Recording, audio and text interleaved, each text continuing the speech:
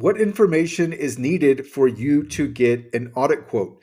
Now, before we go through this list, as a service provider, all we're looking for is full access to the digital asset that you want audited.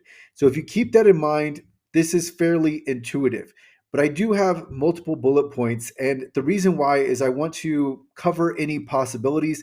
Not all of these bullet points will apply to every client. Let's start with the domain name or URL. Now, this could be as simple as providing us the domain name to the website. If everything is public facing and there is no account to log into, then we'll just need the domain name. And similarly, if you have a staging website or a web app, then all we need is the URL. Next, I have the login or test account. So this comes up frequently. So if users can log in to use your digital asset, or if there's an account they need to have, etc., then we'll need a login to go ahead and go through those user flows that are behind authentication. So if there is a login, then you'll want to include that as well. Next, I have populated content.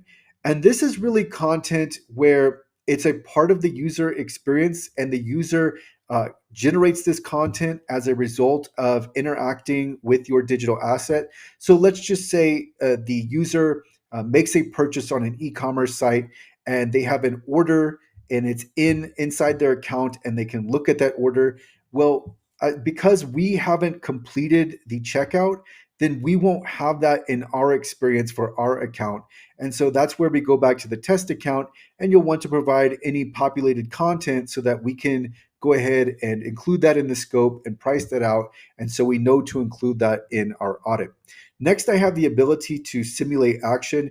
And this is more just a broad thought. So keep in mind that if we're going through your digital asset and there are important actions, then we want to have the ability to simulate those actions. Now, most of the time we can, but if there's a situation where you can think of where you wouldn't be able to do this with just a new account, then keep that in mind.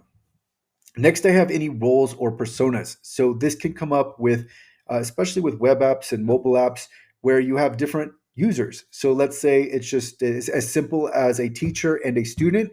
So we're going to be accounting for both of those experiences. So we're going to need to be able to access both of those experiences.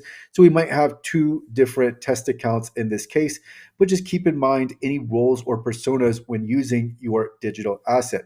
And then last, I have instructions, and this is just anything extra to help guide us through while we're scoping. If there's something specifically that you do not want us to scope, then you can go ahead and list that here, or just any other thing, anything else that would help us as we are scoping, helping us guide us through the process.